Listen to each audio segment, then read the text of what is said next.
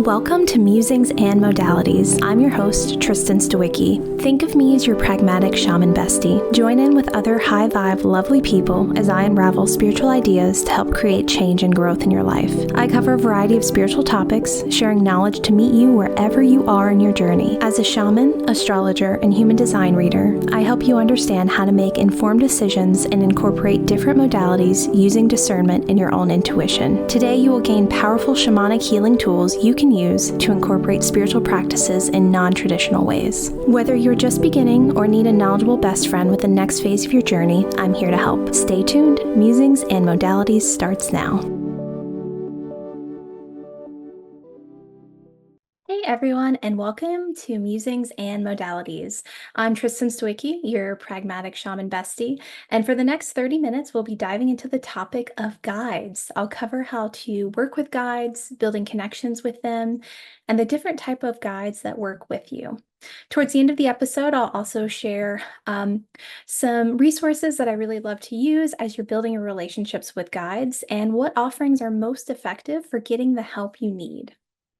So to kick us off, what are guides? So a spiritual guide is a being that is offering help, assistance, or guidance to you.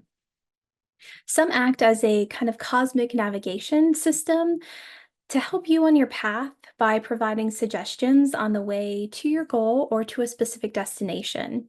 Others act as spiritual besties and work with you long term, and some pop by for a session or a specific time in your life. Some are human, or they have a human appearance, or have had a human experience previously, and others may be fairies, angels, dragons, mermaids, sirens, animals, and pets. Some may be well-known deities like Isis or Artemis, religious figures like Mother Mary or Archangelic Michael, or even completely unknown to you. Ultimately, guides do vary greatly from person to person and change throughout your lifetime.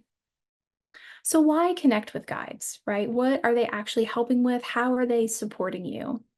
So these beings are helpers that we can turn into times of need, right? We can turn to when we feel lost. If you're someone who prays, anytime you would typically think of praying, you could open the door to communication with your spirit guides. Can you rely on yourself only? Sure, right? But why? Relying on only yourself really makes this life a lot harder of a journey and a more challenging experience. Life is truly already enough of a struggle. And so being a cosmic being in a human body is already giving you enough challenges. So I recommend don't add to it. Reach out to your guides. Guides are also really helpful when you're between two choices, you're making big life-changing decisions. They can really help validate either your choices or your decisions and provide encouragement throughout kind of the changes of your life. So our guides are beings that may or may not be human, right? And they could have different forms and backgrounds. And I want to dive into the types of guides that we all have. So first we have ancestor guides, which offer spiritual guidance and may be related to you genetically. They may have a cosmic connection to your lineage, or they may actually be from your spiritual lineage. This can include past loved ones, frequently genetic ancestors that have several greats in front of them, right? So they're maybe not ancestors from this lifetime, but many, kind of you're a descendant that there was like a lot of greats in front of the connection that you have to them. And you may not have any knowledge or close ties to these ancestors, right?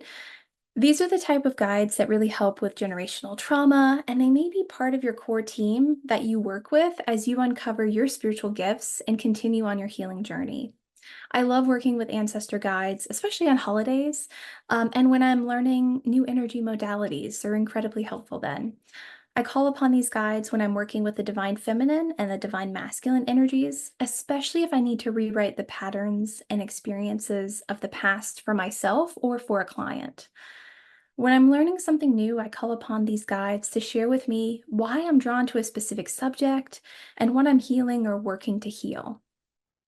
Now, with ancestors, I do want to acknowledge there could be worry or concerns. If you're someone that has no contact with your family in this lifetime, or if you have a very tumultuous kind of relationship with them, It may be that your ancestor guides do not include any people with genetic connections to you kind of currently, or it's a genetic connection that's very much one from the past, so like hundreds of years ago. If the ancestor isn't a high vibrational energy, I would not work with them, as the experience of working with your guide should always be for your best and highest good.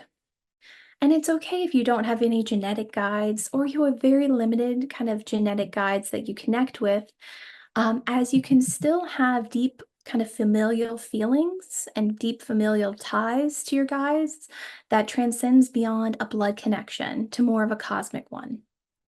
You may also have had guides that were your ancestors in other lives, especially if the family you were born into had a much higher vibration than the one that you chose in this timeline.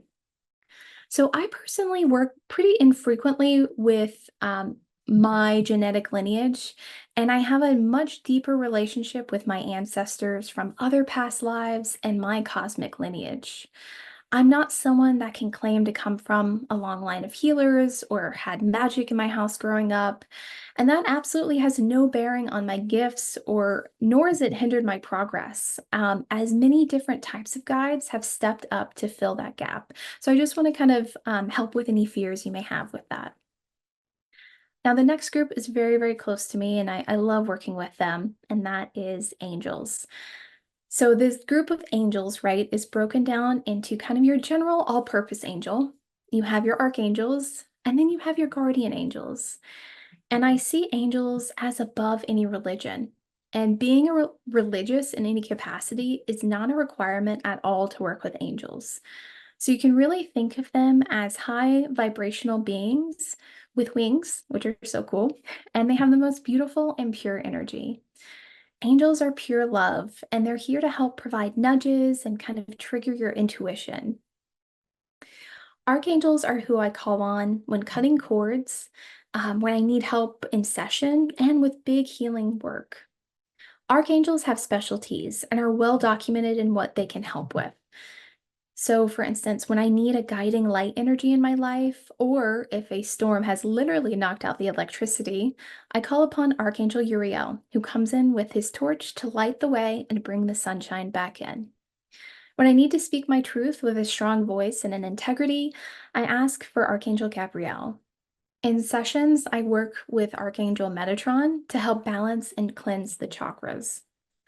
I also ask Archangel Michael to come into heavy sessions and help transform big energy shifts, especially if someone has ties to past lifetimes that we're trying to clear. So, archangels for me are never not on speed dial, right? I'm calling upon and communicating with them several times a day. And though I work with archangels for myself and for my clients, my guardian angel is just for me. So they were assigned to me when I chose to come back to Earth, and they work with me specifically as I uncover my soul's purpose and work towards enlightenment. You also have your own guardian angel whose sole purpose is to help you and protect you in this lifetime. And for our next group, we have star beings or galactic beings. These guides help humanity and really step forward to work with those who are healers or who are deep in their healing journey. As we ascend, more star beings step forward to help us in raising humanity's vibration and the vibration of the earth overall. Pleiadians are examples of this, and I love learning from them as they are such gentle greeters of star beings and have a lovely cosmic energy filled with light and expansiveness. If you want to, start working with star beings more, I really recommend spending time with the night sky, watching as the day transitions from dusk to twilight to deep, deep nighttime skies, and really sitting with the expansive energy, really sitting with the opportunity that the night sky gives us. And for our next group, we have Ascended Masters or Divine Masters. And these are very special guides that lived on Earth as humans and have had such a profound impact on humanity that they ascended to the highest levels possible. So they have lived it, right? They know the joys and the hardships of being human and are some of the most helpful guides that I adore working with. Melchizedek, Mother Mary, Kuan Yin, and many others fall into this group. I frequently work with Melchizedek as like a personal guide, and I'm so grateful for his wisdom and magic. Mother Mary is such a beautiful, gentle energy to work with, especially if you're working or kind of sending prayers for children in any way. And again, though Mother Mary is a religious figure, that when I'm working with ascended masters or divine masters or archangels, that doesn't come into it for me whatsoever. It's kind of like meeting this guide outside of any human perception of them to form your own relationship. So it's really what I encourage you to do here too. And I would say most clients' favorite, and one of my also favorites to work with, is our next guides, which are animal spirit guides. And they are also called power animals or totem animals. Animal guides frequently show up in the physical world and while journeying. So each animal has a specific message and can offer support, healing, inspiration, protection, or allow you to channel some of their attributes. For instance, how can I be as persistent as a mosquito when the situation calls for it? How can I be brave and stand my ground as the black bear does? When I last had anesthesia for a dental procedure, I had actually a beautiful experience through that where several animal guides showed up for me and offered their support. Um, that was really, really lovely, even though obviously that's not a fun experience to go through, and really showed me how supported I am, which was great. Animal guides also work with me while I'm dreaming and act as a sort of warning system for the energy or challenges that are up ahead. To really spend time with animal guides, I recommend being outside. I recommend kind of seeing what animals are near your house, paying attention to what animals you see on journeys. So if you're on a car trip or anything like that, I also like to see the patterns that come. So, turkey vulture is one of my all-time favorite animals. They are an incredible guide, not only in the shamanic tradition, but they're just cool animals overall. And so it's been really great to continue to develop my experience with them before shamanic training, after shamanic training. In a very realistic way, as they had such a profound impact on kind of the um, creation of the airplane, right? And the creation of being able to fly, which is really, really cool and a cool story to kind of look up if you have the time. For our next group, we have gods and goddesses. And this is the final group that I'll touch on today. These spiritual beings are honored as being divine across traditions, across cultures and communities. These gods and goddesses give a face and personality to divine source and life force energy. Examples of these include Horus, Isis, Ganesh, Freya, Thoth, Hecate, and many, many other incredible beings. When life is incredibly hard or challenging and I need some badass energy, I call upon the gods and goddesses. And like archangels, there are specific reasons why you'd work with Isis versus Hecate.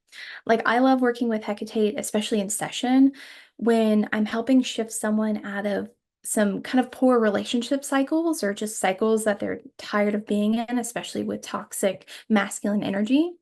And ISIS has been a great resource to call upon for cord cutting, especially if someone does have some religious trauma and perhaps doesn't feel comfortable with the energy of Archangel Michael.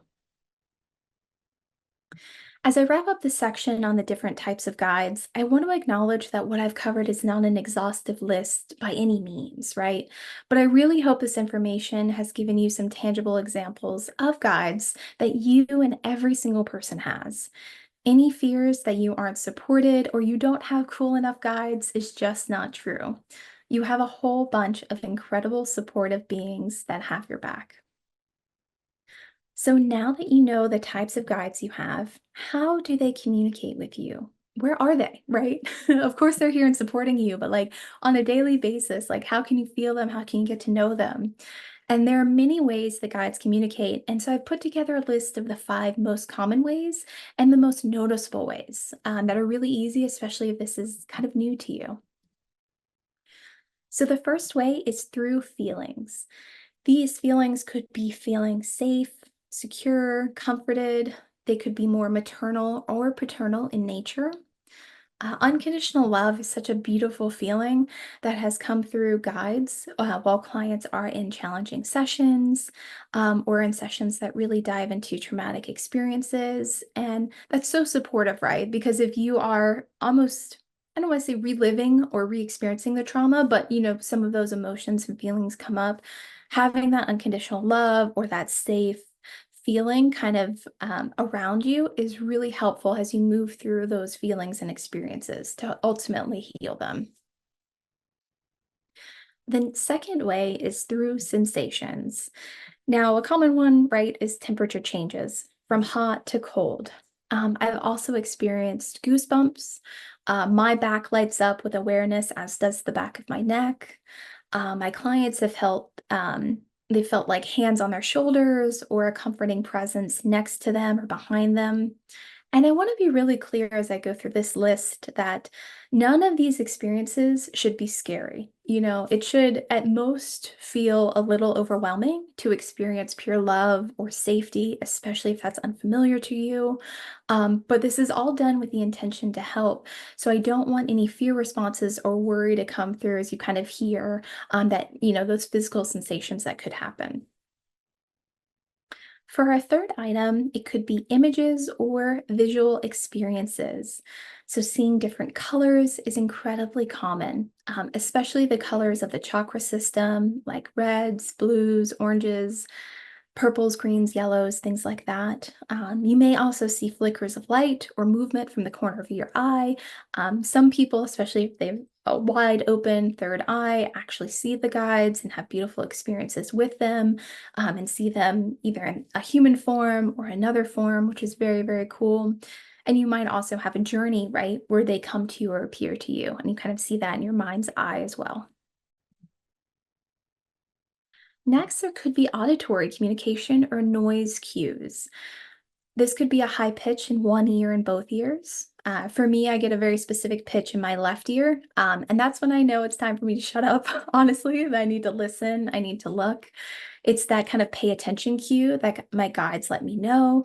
Other times, I'll actually hear a guide speaking or kind of hear their voice, which is really, really cool. And that's an experience clients have as well. And so it kind of can be across the board, which is great.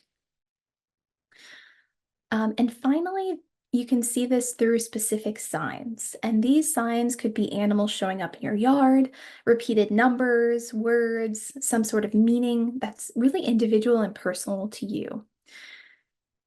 And because this is such an individual experience, when you try to share a sign with other people, it's easy to be overlooked or kind of dismissed by others. Um, so typically, signs are things that you see either without anyone else around or they come up frequently enough that it kind of removes any doubt. One of my favorite signs that I get are mushroom circles in my yard. Fairies, though I did not talk about them today, are, a core kind of guide for me. And so seeing mushroom circles, especially where I have fire ceremony, is such a beautiful and meaningful experience. You can also ask for specific signs. Just be kind of open to how that presents itself for many people. It could be a ladybug, it could be specific numbers or a word, something that's core to you. That doesn't mean it's going to necessarily show up in your yard, though it could. It could be something you see on social media, it could be something that someone texts you. Be open to however you receive that sign and keep your eyes peeled for it. So let's dive into ways to really build your relationship with guides and have that open communication.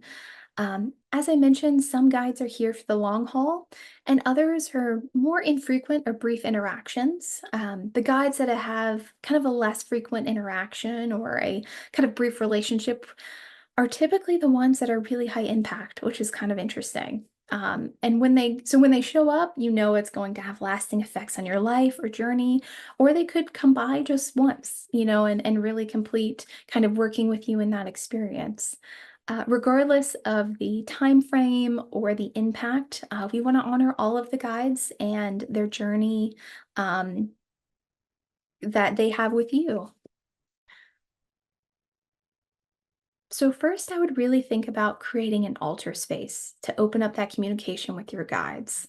Now, this space could be a mantle, it could be on top of a dresser. You don't have to have it be huge or take up a ton of room.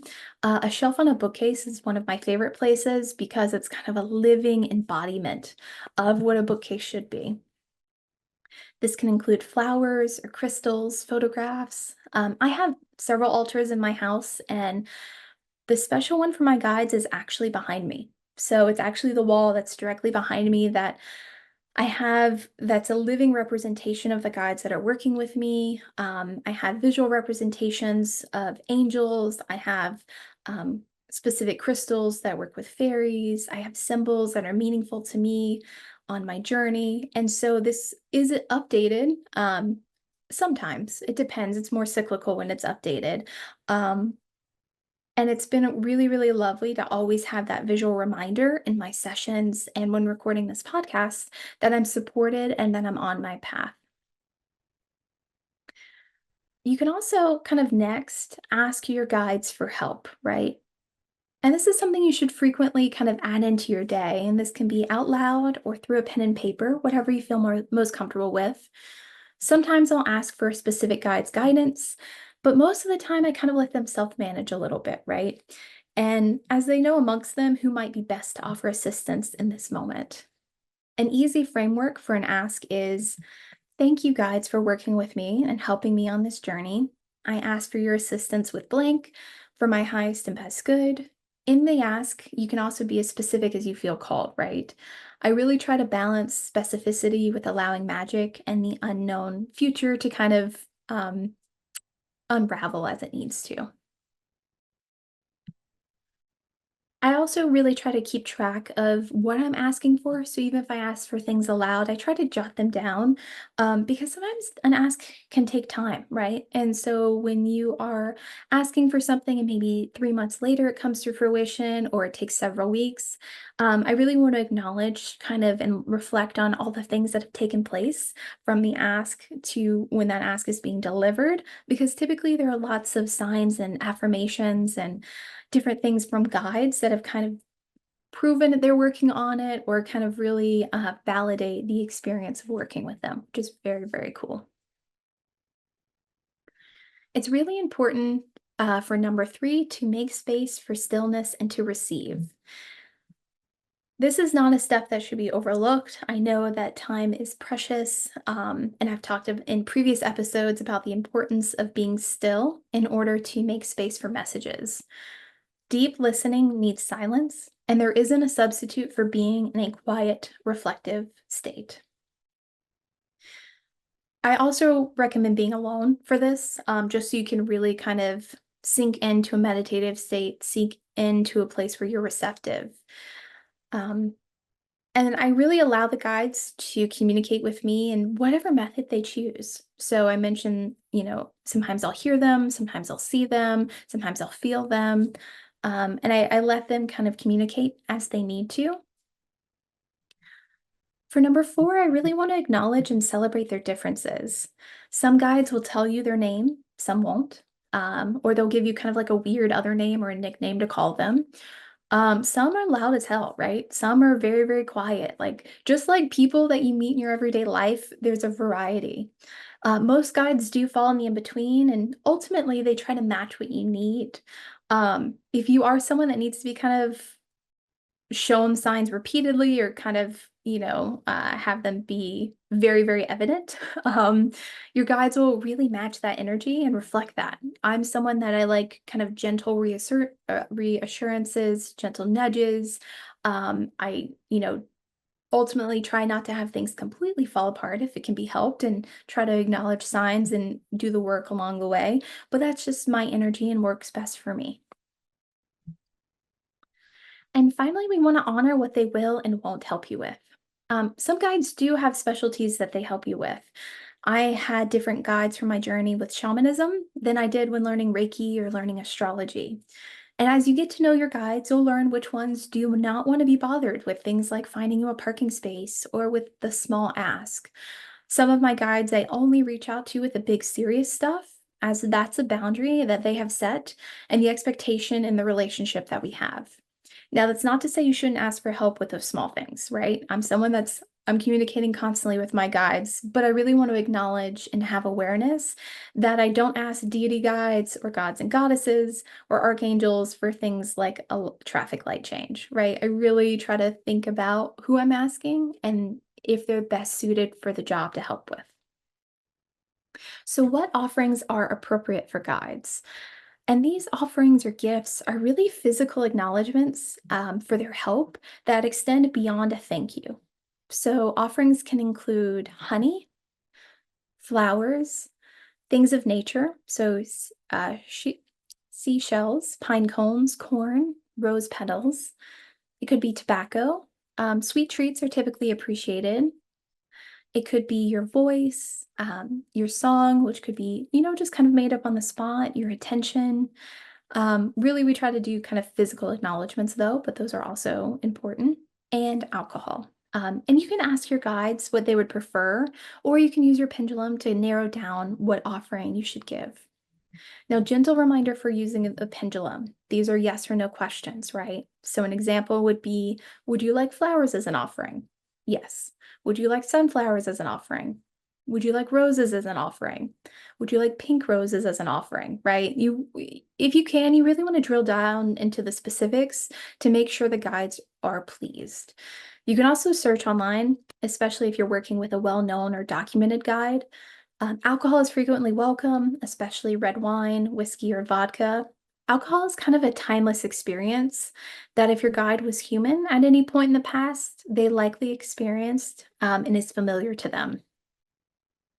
When offering alcohol, I do try to use higher quality spirits or at least mid-tier as an offering. I try not to cheap out on offerings, mostly because I want the highest vibration kind of possible when I'm gifting someone something. And so your intention overall, despite kind of, what you're offering is to be grateful, um, and to really show your thanks in a physical way. I either use the altars in my home or place the offerings there, or I create a beautiful altar space outside. When I do that, I kind of have a frame that I'll make with sticks and I'll use flowers and pine cones and other things in my yard. And then I'll include the offerings as part of the presentation. I do not consume the offerings and I give them to the earth after leaving them outside for a while. I check with my pendulum, or I just kind of see from an intuition place, like, should that be a few hours? Should that be a few days? Um, I really want you to be mindful of wildlife and to be kind to the earth and choosing your offerings. I love seeing insects or slugs and butterflies receiving the offerings. I've also had to give offerings before a guide would work with me. So when I visited Scotland this past spring, an incredible land guardian came through and asked for an offering of listening and a physical offering of heavy cream, small pieces of bread, and jam, and for that to be placed in a specific spot. In exchange, they agreed to work with me on land clearings and to build my connection to Scotland. And what a precious gift, right? I'm so honored and grateful for that profound experience and relationship. So for my BFFs only tip, I love seeing spiritual tools like oracle decks and books to connect with guides. We've only covered kind of the most common types of guides and a few examples of each one. There are so many more guides that I'm able to cover in this format. So a few of the resources are, I love using the Divine Masters deck from Kyle Gray. This is really helpful. As you're working through maybe unlearning or working through any religious trauma, I found angel prayers a really beautiful way to kind of have your own connection to angels without a religious, connotation to it. Also by Kyle Gray. If you are trying to understand what spirit animals are kind of saying to you and their messages, Animal Spirit Guides is great, which is by Stephen Farmer. And a classic one that I'm sure most people know about, but I highly recommend is Signs by Laura Lynn Jackson. What's cool about this is she really goes into ways you can ask for signs and how to receive them. Really, really helpful. We have covered so much today. So we talked about different types of guides, how to connect with them, practicing stillness, And I really hope this was helpful as you continue to develop your relationship with your guides. Thank you so much for watching Musings and Modalities with me, your pragmatic shaman bestie. Tune in the second and fourth Mondays of each month at 8 a.m. Pacific, 11 a.m. Eastern for more fabulous episodes. If you have questions about your guides and how to connect with your team specifically, you can book a session with me at musingsandmodalities.com. Thank you for listening.